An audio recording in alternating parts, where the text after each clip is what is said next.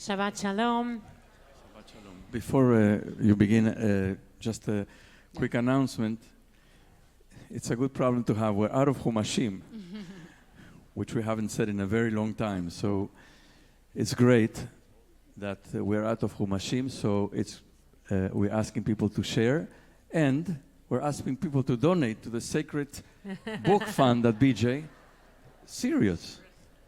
We have a Sacred Books Fund which purchases Sidurim and Chumashim and used for the maintenance, constant maintenance that is required of the Sifrei Torah, which get damaged. A letter here, a tear there, it needs to be repaired. And so we ask you kindly, if you'd like to contribute in memory of somebody, like Eleanor just did, in honor of somebody, to keep that fund in mind.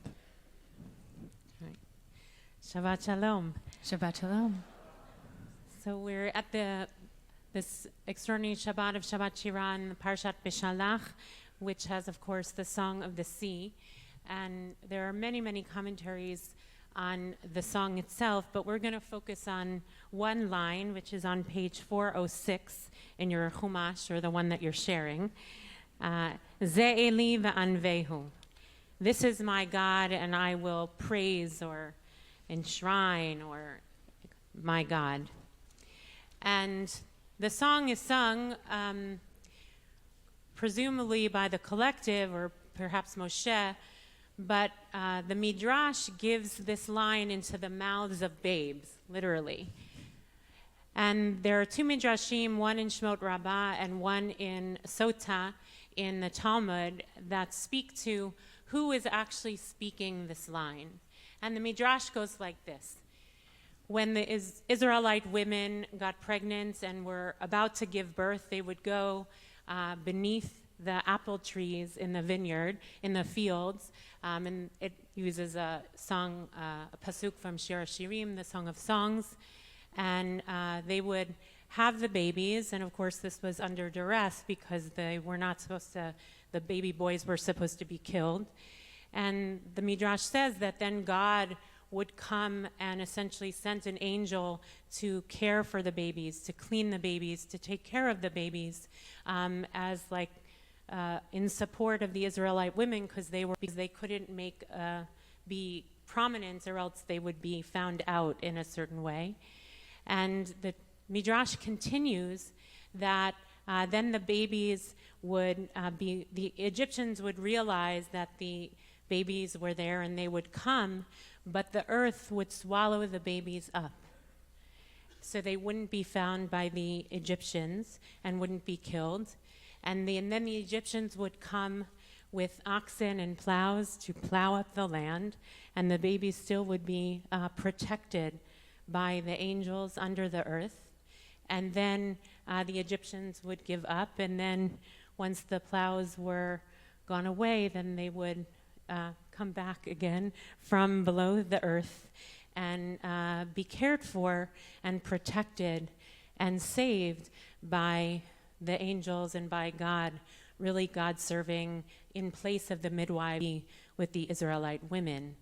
And says the Midrash that when they came to cross the sea, that those were the very babes, the babies who recognized God, who said, Ze Eli ve'anvehu, this is my God who I shall praise, because they knew, because they had seen and experienced the power of God's protection from that origin of their being born and being midwifed by God. And so that same sense of protection and joy and faith, really, which they had viscerally experienced as babies, then was awakened again when they saw God at the crossing of the sea.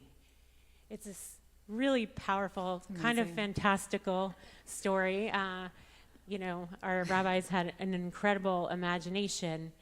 But I think at the essence of the story is something about what it means to traverse hardship while also calling upon our history and our experience of faith to help propel us through. So what do you make of the Midrash? And I think it I'd like speaks to invite people to turn to page 406 and look at these words.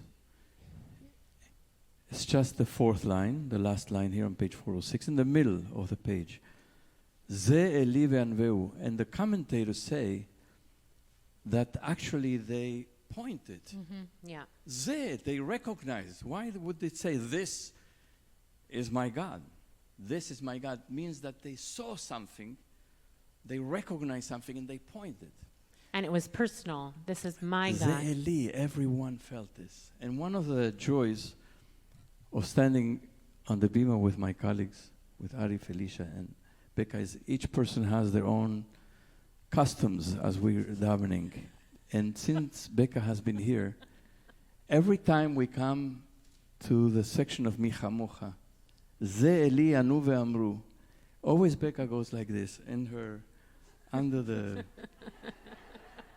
Ze Eli anu She's got a ve'amru. lot of hand motions, but And that's it's really a reminder. Every Shabbat, when Becca is here, I'm reminded of the connection of the tefillah with this moment. Ze Eli ve'anveu. And so, I let Becca speak for herself why she does this. I actually think of this Midrash. Like that's, I think when I started doing it, I think of the power of this Midrash. I think that I actually, in the tefillah this morning, I was thinking about this Midrash actually in a way that you were saying, how do we find that faith in moments that feel harder and we go back to where we were? And this morning when we got to El Adon, and I don't know if others have this experience, it's such a beautiful melody, and it's not just this one, but this one in particular, there's such an opening and also the liturgy in this moment of praising God in that glory and that light. And when it left, and when we finished singing the melody, my soul was longing for it, longing for that to continue. I wanted it to keep going, but I knew that it couldn't. And in that moment of my tefillah, I tapped into the sense of that deep, deep longing. I was like, oh, this is the feeling of wanting that faith and fighting for that faith in these moments when we can't have it. It's like you feel it everywhere, but it's almost so close, but you want it back. And it's there, but it's not. It's not there anymore. And the sadness that comes with that longing, but also the deep connection that comes with that longing. And I think knowing that this Midrash was coming up again, that reawakened a sense of actually thinking about these babies, that it's not just the moment where they're like, you, God, it's like, Ze Eli, you're my God, but that they also had been longing for God for so long. That sense and that loss of God and that loss of that security and the love of those angels that came to clean them. And then the moment that God comes, that the relief. And also, it's fleeting. It's so fleeting. So I think that like the longing, also being a part of that connection is particularly where I'm finding that strength right now in my tefillah and my prayer. It was very profound this morning for me, actually, in that feeling right as we left El Adon. But I think in general, in these moments, that to say that the longing itself is actually the residue of those moments of deep, deep faith, and that it's never gone is important. And I think the babies remind us that also in this moment. I find it, I also have that deep longing, particularly at this time. It's very difficult. I find in these days, with everything that's going on in our country, post-October 7th, in Israel, in the world, it's very difficult to recognize God. Where is God? Not that I expect to see God. I'm not expecting visions. I'm not a visionary. But I'm expecting to see some signs. And I keep asking myself, where do I see that? Where do I recognize that? And I think what this Midrash is doing is saying, giving us the tools to say, you've seen it in the past. You've had that experience in the past. How does that memory, or that, as you said, never leaves you? It makes an impression, a mark in your soul. Where is that today? Where can I match my experience of the past with what I'm longing for today? Where will I find it? Which are the experiences in my personal history, in the history of our people, in the history of humanity, that let me know that, yes, we've been there before, and God was there for us, and God is here for us now, but how do I find God in this darkness, in these moments that we're crossing the sea of I think, deep uncertainty and fear and I mean, just the uncertainty. What will come tomorrow? What will come next month? So that's my personal, I think, spiritual struggle these days is to be able to connect my past experiences with now, to be able to locate faith.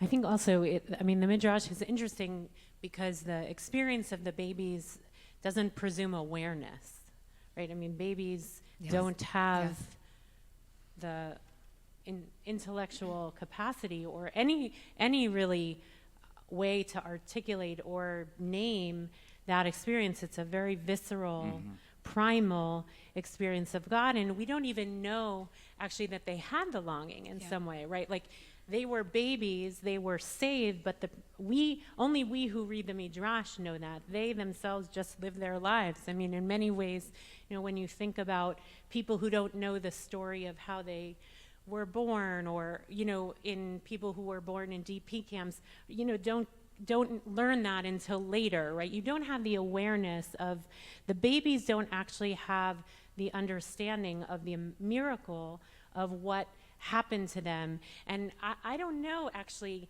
it's interesting, I think, to ask, like, did they actually long for, did they have the language for that? Or actually, is the seeing, the awakening for them to know that something was, it reminded them of this primal experience, and also it's a perspective moment, right? I think sometimes we only, in retrospect, understand something of God's presence until we see something in the present. So I think it's interesting, I think, the dynamic between what do we know so deeply and primally that we long for it, even though we may not have the language and the consciousness to actually know what it was, and then when it gets awakened again, it's a very powerful experience. It's interesting also that if you know Aviva Zornberg's book, The Particulars of Rapture, on this, she actually quotes this Midrash, but she attributes the seeing to the mothers, not to the babies, which we looked over and over again at the Midrashim to see, like, who's right here? Like, is it the babies? But she makes a Midrash on the Midrash, I think, and in some way, I think it's the playing between actual awareness of what took place, which presumably the mothers are the ones who they know God's presence from that moment because they gave birth and their babies were saved and they knew what happened, and the babies who didn't have awareness. And so I think who were frightened. And who were, So I think, like, even that, I think, is a powerful recognition that sometimes we move in between what we know and what we don't know in terms of our own faith, and what gets awakened again when we experience certain moments. And there's something about, I think, the mystery of the baby's experience that I find compelling, and in some way, the not knowing fully is, I think, I don't know, there's something about a chizuk to that, a strengthening in that as we move along our way and we cross the seas. And right now we're crossing very challenging seas, to say, like, we may not even have the awareness to know how deeply we've been supported by God. And then when we find moments of strength, or when we experience the power of love or support or community, strengthening, that we're like, oh, there it is. It's like something very visceral in some sense. I think as you're saying it, I think in some senses also when I can tap into that longing is actually with my children. Right now, my daughter Azamra is sometimes she'll just turn to me and she'll just say, like, I want you. I want you. Don't leave me. I want you. This kind of like longing and this sense of, I think there is, even the babies being the awareness of the longing and where that is, and when we feel God, whether we know it or we don't know it. And I think also in terms of this experience and going back to the moments, for us as adults, we often want to go back. Roly, you were saying, what are those moments for us personally? I'd be curious if there are some that come to mind for you. I'll put myself on the spot too, but what are those moments in our own personal lives or as a people that we go back to? But also for children, that sometimes memory is not, it's not a moment, it's not intellectual, it's actually a very deep feeling. And that's also that visceral moment that's happening here in the opening of the sea, which also has this birth metaphor happening very clearly of this rebirth of the nation and also the uncertainty and where is it going, but tapping back into that really, like you said, the longing that's deep in the soul. I would say it's personal, it's not personal. I mean, it's personal in the fact that each of us have experiences when we were experienced a sense of rescue or a sense of being lifted out of our fear or dread and given a sense of hope, of faith, of possibility, of opportunity, of something that opened when we were in a narrow place, that something in our lives at certain moments opened, and someone led us through experiences of loss or illness or mourning or so many other things that where we felt that there was somebody accompanying us, a presence that brought us safely Guiding. to the other place, to the other side. But there's also, besides the personal, each one of us is a descendant of previous generations that came, and our people is constantly, I mean, our liturgy, our sources, I think the Jewish ethos is to see ourselves as the continuity of those who came before us, who had experiences where God in some way came through or supported or sustained or appeared or enlightened, and people were carried through. And we are also to draw from the experiences of us as Jews. Go And ahead. I think, I mean, we're reminded of that all the time, and that's also the Isaiah, Live and Veu, including this very section we're reading today. Why are we reading this? We're reading this because it mirrors in many ways so much our experience today. Many pieces of what we're reading now, going to read this morning, or read in past weeks, and will read, mirrors our experience. We also do it twice a day. Yes. Even in the tefillah itself, even in the ark of the tefillah, they bring us to the edge of the sea right before, at the end of Psukei de Zimra, right before going into Shachrit. And then we also, right before the Amidah in the morning, they bring us to the edge of the sea. We're reliving this moment twice in the morning and then in the evening. And then you go to Pesach. Like this particular story is one that is surfaced by the rabbis in our tradition, and we're seeing it over and over again.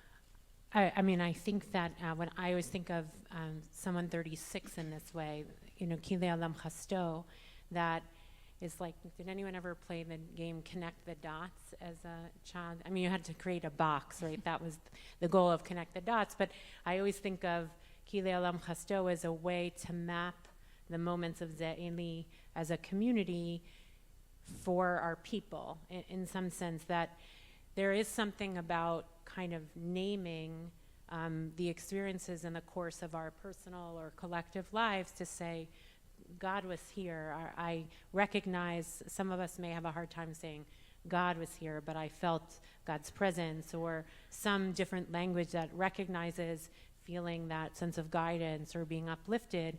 And I think there is something about faith which is not about certainty, but about mapping our lives against that story, which is to say, like, along the course of our lives as individuals, like, we can see some through line in some way, some moments where there, and I don't believe in the sense of divine providence that God is mapping it for me, but in some way, part of my faith is about trying to see my life through those through that lens of that Kile Olam Chasto or Ze'eli V'anvehu, and that helps actually to help look for it again.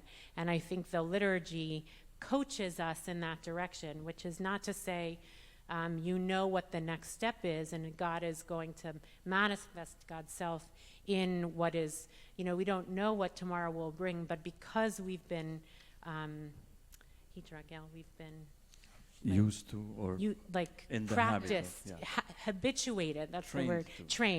trained in that practice. Actually, it helps us find it again. And I think in these times, the times are devastating. We're living in such devastating times, and I think one of the ways I feel we're going to get through is to be habituated to look for it in each other, in community. Our community also has gone over the course of its 200 years through ups and downs, through strengths and travails, through hard times in this country, through different leadership, and yet there's been some kind of through line that has kept at its essence some way of telling a story about Ze'eli V'anvehu, this is my God, and I will enshrine God. Amen. Amen.